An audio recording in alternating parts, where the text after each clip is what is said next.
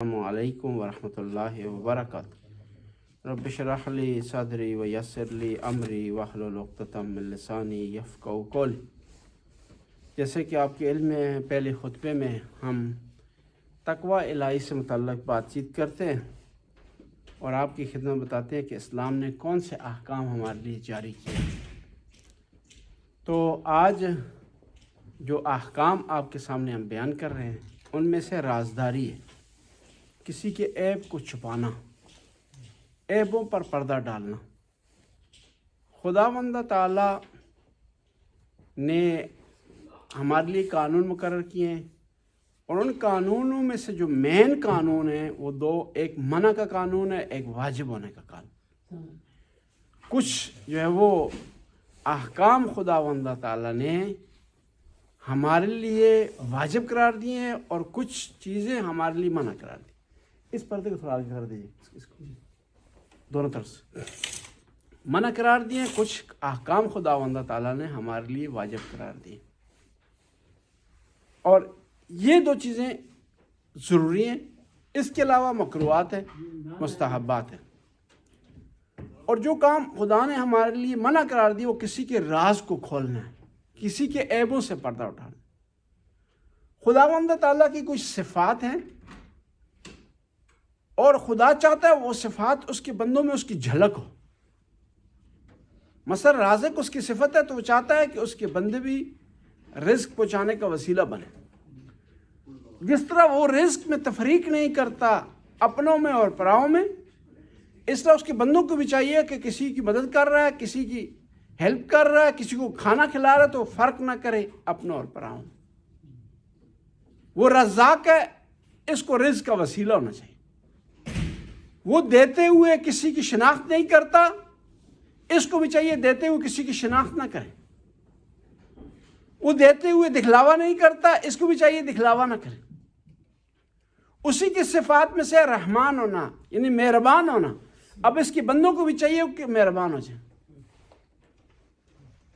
اسی کی صفات میں سے ستار العیوب، عیبوں پر پردہ ڈالنے والا۔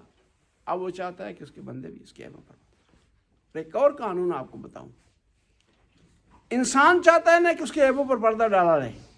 جب یہ چاہتا ہے اس کے عیبوں پر پردہ ڈالے، اس کے عیب افشاں نہ ہو، آشکار نہ ہو، تش تش بام نہ ہو، تو اسے چاہیے کہ وہ دوسروں کے عیبوں پر پردہ رہنے دے۔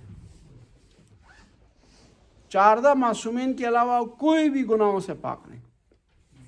فرق یہ ہے کہ کچھ لوگ چھپ کر کرتے ہیں، کچھ علنی کرتے ہیں، اور کوئی بھی نہیں چاہتا کہ اس کے گناہوں سے پردہ اٹھے، اس کے گناہ افشاں ہو جائیں۔ جب خود نہیں چاہتا کہ اس کے گناہوں سے پردہ اٹھے، کسی کے گناہوں سے پردہ نہ اٹھائے۔ ستار العیوب، اتنا ستار العیوب ہے کہ وہ نہیں چاہتا کہ اس کے فرشتوں کو بھی علم ہو کہ اس کے بندے نے آج کیا کیا۔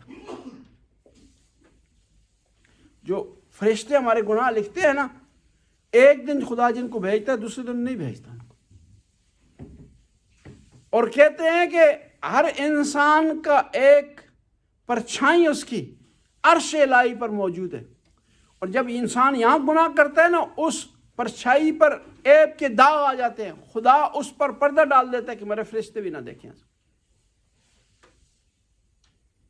جب یہ صورتحال ہے تو ہمیں بھی چاہیے دوسروں کے عیبوں پر پردہ ڈالیں، اور یہ بھی یاد رکھیں اپنا عیب کسی کو نہ بتائیں۔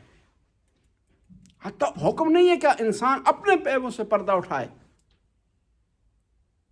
پیغمبر کی بارگاہ میں ایک شخص حاضر ہوا، کہا کہ میں نے غلط کام کیا، میں نے اپنا منہ کالا کیا،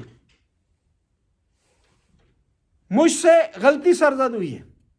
تو پیغمبر نے کہا کہ واپس چلا جا، ممکن ہے تو غلط بیانی کر رہے ہو اپنے متعلق، ممکن ہے یہ کام تم سے سرزد نہیں ہوا، تمہیں غلطی ہوگی ہے، آنکھوں نے دھوکہ کھایا ہے، کانوں نے دھوکہ کھایا ہے۔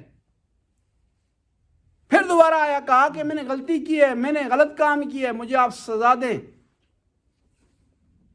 تو پیغمبر نے کہا کہ پھر واپس چلا جا۔ چوتھی دفعہ آیا تو پیغمبر نے سزا دی کہ پیغمبر بار بار اسے واپس بھیجتے رہے۔ یعنی انسان کو بھی حق نہیں ہے کہ وہ اپنے گناہوں سے پردہ اٹھائے۔ بس عیب کو چھپانا بہت زیادہ ثواب۔ اور بعض اوقات لوگ یہ غلطی کر بیٹھتے ہیں اور اس کو فخر سمجھتے ہیں،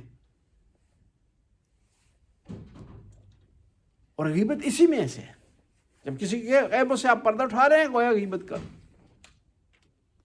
اور ہمیشہ کوشش کریں جس طرح عیب بیان کرنا گناہ ہے اس طرح سننا بھی گناہ ہے۔ بات کو تبدیل کر دیں، کسی کو موقع نہ دیں کسی کے عیب بیان ہو۔ ہاں وہ آدمی کہ جو اتنا کھلا ہو گیا ہے، اتنا اپنے آپ کو ننگا کر دیا ہے کہ ہر آدمی جو ہے وہ کو پتہ چل گیا ہے، پھر اس کے عیب مخفی نہیں رہے۔ کچھ موارد استثناء ہیں جہاں پر آپ عیبوں سے پردہ اٹھا سکتے ہیں لیکن محدود حد تک۔ مثلا ایک آدمی آپ کے پاس آتا ہے، آ کر پوچھتا ہے کہ میں اپنی بیٹی کا رشتہ دینا چاہتا ہوں فلاں لڑکے کو، اور آپ اس کے بارے میں کیا جانتے ہیں؟ وہاں پر اگر آپ نہیں جانتے تو خیانت ہو، وہاں پر آپ چھپاتے اور بیان نہیں کرتے، آپ کو پتہ ہے عیب کا اور بیان نہیں کرتے کیونکہ وہاں ایک بچی کی زندگی کا سوال ہے، وہ پھر گناہ ہے۔ وہاں آپ عیب اشکار کر سکتے، لیکن اس کا مطلب یہ نہیں ہے کہ وہاں آپ کو موقع مل گیا وہاں آپ نے بیان کر دیا آپ بیان کرتے پھرے، نہیں، اس موقع پر صرف آپ بیان کر سکتے ہیں، اور وہاں بھی کوشش کریں اشارتاً کنایتاً بیان کریں کہ اس آدمی یہ عیب ہیں، تاکہ وہ آدمی سمجھ جائے وہ رشتہ نہ دے۔ وہاں ایسا کر سکتے، کسی اور مورد میں ایسا نہیں کر سکتے۔ مثال کے طور پر ایک آدمی کچھ دن پہلے ایک آدمی نے فون کیا، مجھ سے پوچھا کہ فلاں لڑکا میری بیٹی کا رشتہ مانگ رہا ہے، عربی نے فون کیا کہ وہاں پاکستانی لڑکا ہے میں رشتہ دینا چاہتا ہوں، آپ کا اس کے بارے لڑکے کے بارے میں کیا خیال ہے؟ میں نے کہا مجھے علم نہیں ہے لیکن فلاں آدمی اس کا دوست ہے اس سے پوچھ لو کہ وہ آپ کو بہتر اس کو بہتر جانتا بھی ہے اور بہتر بتا بھی سکتا ہے۔ یعنی یہ ذمہ داری میں نے اپنے اوپر نہیں لی۔ سچ بتاؤں پھر بھی گناہ ہے، جھوٹ بتاؤں پھر بھی گناہ ہے۔ ایک اور آدمی اس کے علاوہ آیا میرے پاس، کہا کہ فلاں لڑکے کے رشتے کے بارے میں آپ بتائیں۔ میں نے کہا ابھی تک 6 طلاقیں دے چکا اور مجھے نہیں پتا۔ میں سچ اگر اس سے مزید بتاؤں تو پھر گناہ ہے، نہ بتاتا۔ میں نے کہا تحقیق آپ خود کر رہے ہیں، ممکن ہو 6 عورتوں میں غلطیاں ہوں، بہرحال 6 میں ہو نہیں سکتی، غلطی 1 میں ہی ہوگی، اور اس کے بارے میں مجھے پتہ نہیں ہے کہ اس میں کیا عیب ہے۔ یعنی آپ کوشش کریں دوسروں کو گناہوں پر پردہ ڈالیں، کیونکہ خدا نے حکم دیا ہے، اور ہم بھی پسند نہیں کرتے کہ ہمارے گناہ اچھالے جائیں۔ جب خود پسند نہیں کرتے دوسرے گناہوں سے پردہ اس پر رہنے دیں۔ واجب ہے گناہوں پر پردہ ڈالنا، حرام ہے گناہوں کو آشکار کرنا۔ جب واجب ہے پردہ ڈالنا اور حرام ہے گناہوں کو آشکار کرنا تو اس واجب کا ہمیں پاس جو ہے وہ رکھنا چاہیے۔ یہ گناہوں سے پردہ اٹھانا اسی طرح حرام ہے جس طرح کسی حرام چیز کا گوشت کھانا حرام، یہ اسی طرح حرام ہے جس طرح گالی دینا حرام، یہ اسی طرح حرام ہے جس طرح جھوٹ بولنا حرام، یہ اسی طرح حرام ہے جس طرح شراب پینا حرام۔ لیکن افسوس سے کہنا پڑتا ہے کہ وہ حرام اس کے ہم پاس رکھتے ہیں، ان سے دور رہتے ہیں، لیکن یہ حرام ان کو حرام بات نہیں سمجھتے۔ اور یہ بھی یاد رکھیں نا کہ جو لوگ مسجد آتے ہیں نا، امام بارگاہ آتے ہیں، شیطان کبھی بھی ان کو شراب کی آفر نہیں کرتا، کہ اس کو پتہ ہے کہ یہ شراب سے دور ہے، کبھی بھی سور کھانے کی آفر نہیں کرے گا، پتہ ہے کہ اس سے اوائڈ کریں گے، لیکن کوشش کرے گا ان کو ایسے محرمات میں مبتلا کرے کہ جو ان کے یہاں حرام جس کو سمجھا نہیں جاتا۔ بس غیبت کرنا، ایک شخص نے قتل کیا پیغمبر کے زمانے میں،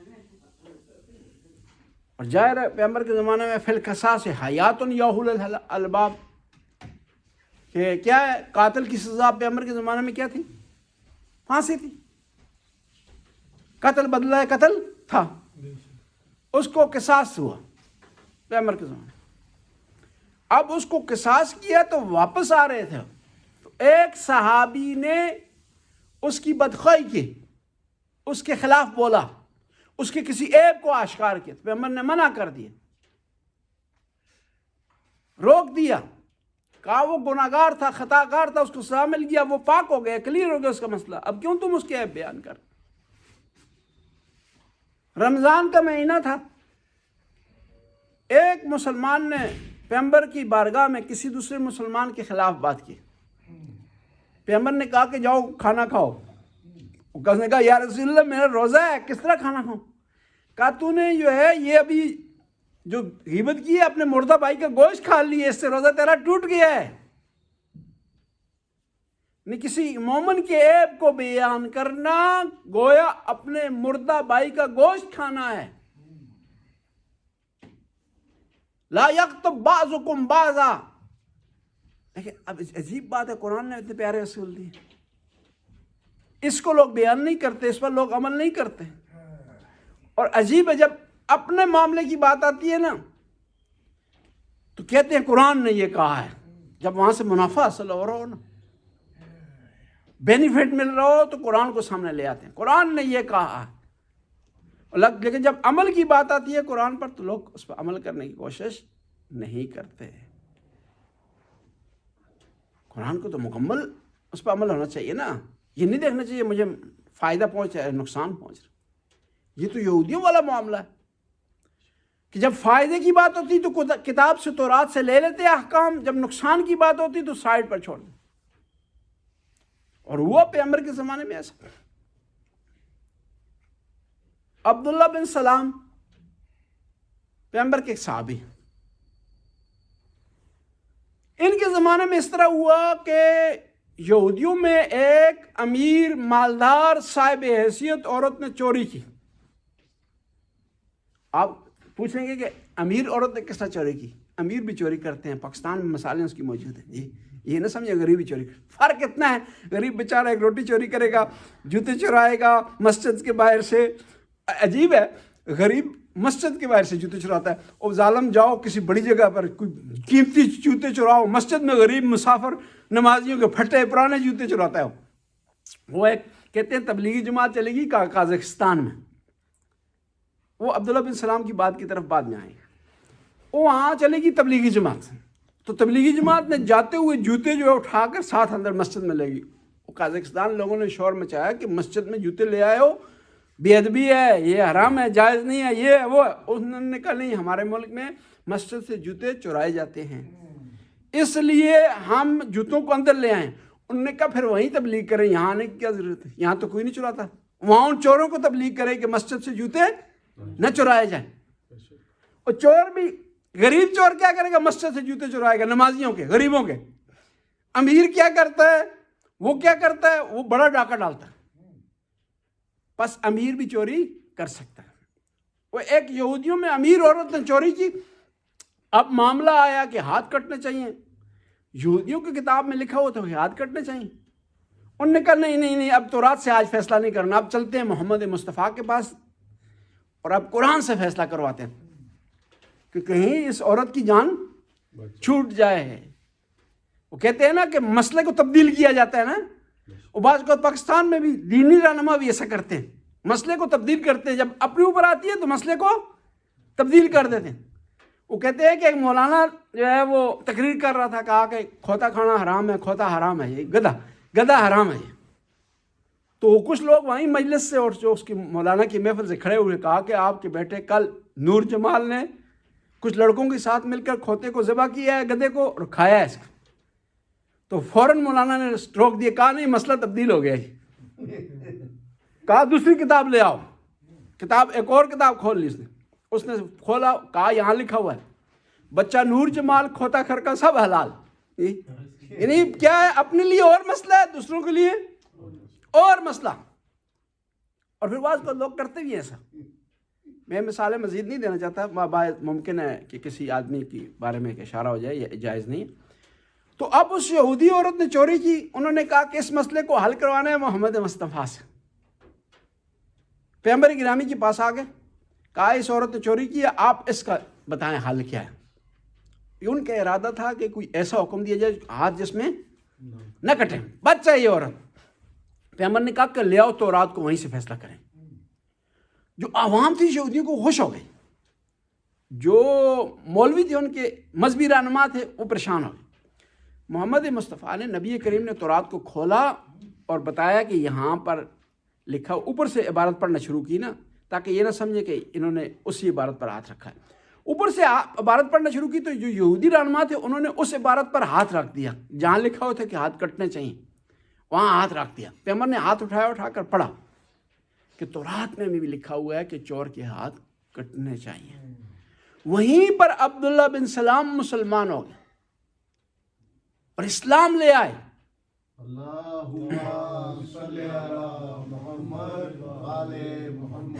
بس اسلام نے حکم دیا ہے کہ قانون سب کے لیے برابر ہے، سب کے لیے ایک جیسا ہے. یہ نہیں ہے کہ جو غریب ہے اس کی غیبت آپ کر سکتے ہیں، امیر کی نہیں کر سکتے. یہ ایسا نہیں ہے کہ غریب کے گناہوں سے پردہ آپ اٹھا سکتے ہیں، امیر کے گناہوں سے پردہ اٹھا نہیں سکتے آپ. بس یہ میں عرض کر رہا تھا کہ اسلام کے احکام میں سے ایک حکم یہ ہے کہ انسان دوسروں کے راز اپنے سینے میں رکھے، کسی کو نہ بتائے. صدر العاقل صندوق السر رہی، وہ آدمی عقل مند ہوتا ہے جو رازوں کو اپنے سینے میں رکھتا ہے. اور یہ بھی یاد رکھیں نا، اپنے دل کی بات، یہ خاص مشورہ ہر آدمی سے نہ کریں آپ.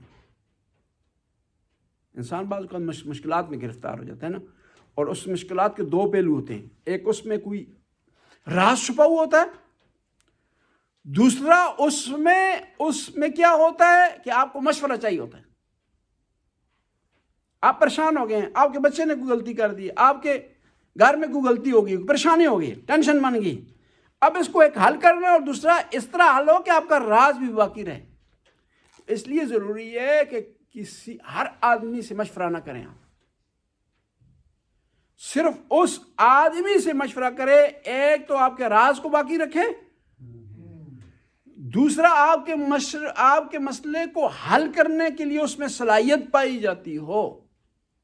اور بعض اوقات یہ ہوتا ہے کہ مسئلہ تو حل نہیں ہوتا، ہمارے راز آؤٹ ہو جاتے ہیں، پریشانی کا سبب بنتے ہیں. وہ مسئلہ تو 2 دن کا تھا، ختم ہو جاتا ہے. اب اس کے بعد جو آپ کے لیے مسئلہ کھڑا ہوتا ہے، جو اس رازداری سے پردہ اٹھنے کی وجہ سے وہ مسئلہ اس سے بڑا ہوتا ہے، جو آپ کی توہین کا سبب بنتا ہے، آپ کی ویلیو کم ہونے کا سبب بنتا ہے، آپ کے مقام کو گھٹانے کا سبب بنتا ہے، اور اس کا کوئی حال نہیں ہوتا. اس لیے ہر آدمی سے مشورہ بھی نہ کریں، یعنی دوسروں کے راز پر بھی پردہ ڈال رکھیں، اپنے راز پر بھی پردہ ڈال رکھیں، اور ایسا کوئی کام نہ کریں جس کی وجہ سے آپ کے راز سے پردہ جو ہے وہ اٹھ جائے. عیبوں پر پردہ ڈالنا خدائی صفت ہے. ستار العیوب وہ ذات ہے جو عیبوں پر پردہ ڈالتی ہے اور اپنے بندوں کو بھی حکم دیتی ہے کہ عیبوں پر پردہ پڑا رہے. اور یہ یاد رکھیں، ہم کچھ نہیں ہیں، کسی کا کچھ نہیں بگاڑ سکتے، لیکن وہ ذات کسی کے عیب سے پردہ اٹھا لے کوئی بچا نہیں سکتا رسوا ہونے سے. دعاؤں میں پڑھتے ہیں نا عالیہ کی دعا کہ او ذات جس نے ابھی تک عیبوں پر پردہ ڈال رکھا، اس کے بعد بھی ہمارے عیبوں پر پردہ ڈالے رکھنا اور ہمیں رسوا نہ ہونے دینا. اور وہ عیبوں پر پردہ ڈالے رکھے تو کوئی دنیا کی طاقت آپ کا نہیں بگاڑ سکتی. اور ہوتا ہے، ہم نے دیکھے بڑے بڑے لوگوں کو رسوا کرتے رہے اور کوئی سوچ بھی نہیں سکتا کہ تھا کہ ایک دن رسوا ہو جائیں گے. جب خدا نے جو کیا پردہ اٹھایا ان کے عیبوں سے تو کوئی انہیں بچا نہیں سکا. ایک زمانہ تھا امام خمینی کو دنیا میں کوئی ملک پناہ نہیں دے رہا تھا. پھر الٹا ہوا، ایک زمانہ آیا کہ ایران کے شاہ کو کوئی پناہ نہیں دے رہا تھا. مجھے یاد ہے کہ ترکی کے ایئرپورٹ سے جب امام خمینی کو واپس کیا نا، ترکی کی گورنمنٹ نے لینے سے انکار کر دیا، ویزا دینے سے، انٹری دینے سے انکار کر دیا. تو امام خمینی نے ارشاد فرمایا تھا کہ اگر مجھے کوئی ملک بھی پناہ نہ دینا، مجھے اپنے ملک میں نہ آنے دے، تو میں ہر ملک کے ایئرپورٹ پر جا کر کے تقریر کر کے واپس ہو جاؤں. اس کے برعکس وہ امریکہ جو کہ شاہ کا پشت پناہ تھا، وہ اسے پناہ نہیں دے رہا تھا. آخر مصر میں وہ دفن ہوا. بس کوشش کریں کہ خداوند تعالیٰ کی بے آواز لاٹھی سے بچ کر رہے. اس سے کب بچ سکتے ہیں؟ کس طرح بچ سکتے ہیں؟ کہ اس کی مخلوق سے محبت کریں، اس کی مخلوق سے پیار کریں، اس کی مخلوق کی عزت کا خیال رکھیں، اس کو پامال نہ ہونے دیں۔ کسی غریب آدمی، کسی بے کس آدمی، کسی لاچار آدمی، ایسے آدمی جو آپ کی نگاہوں میں کم ہے، ممکن آپ کی نگاہوں میں کم ہو، لیکن خدا کی نگاہ میں اس کی مخلوق کم نہیں ہے، اور خدا کے مقابلے میں نہ ہے۔